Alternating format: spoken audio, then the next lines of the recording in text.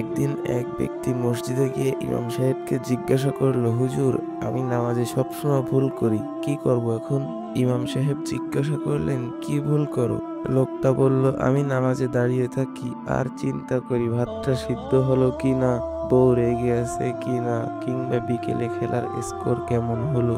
ইমাম সাহেব হেসে বললেন, তুমি তো নামাজে দাঁড়াও বটে, কিন্তু তোমার মন বাসায়, বাজারে, মাঠে ঘাটে সবখানে ঘোরে। তারপর ইমাম সাহেব বললেন, নামাজ হচ্ছে আল্লাহর সামনে হাজিরা দেওয়া। তুমি যদি অফিসে বসের সামনে দাঁড়িয়ে থেকেও বাজারের কথা ভাবো, তাহলে কি তোমার চাকরি থাকবে? লোকটা লজ্জায় মাথা নিচু করলো। ইমাম সাহেব বললেন, তোমার মন যদি নামাজে থাকে, আল্লাহ তোমার সব ভুল ক্ষমা করবেন। মনকে নামাজে আনো, তাহলেই আসল সফলতা। নামাজ শুধু শরীরের জন্য নয়, মন ও হৃদয়ের জন্য। মন না থাকলে নামাজ শুধু কায়দা নিয়ম, আর মন থাকলে আল্লাহর সাথে সাক্ষাৎ।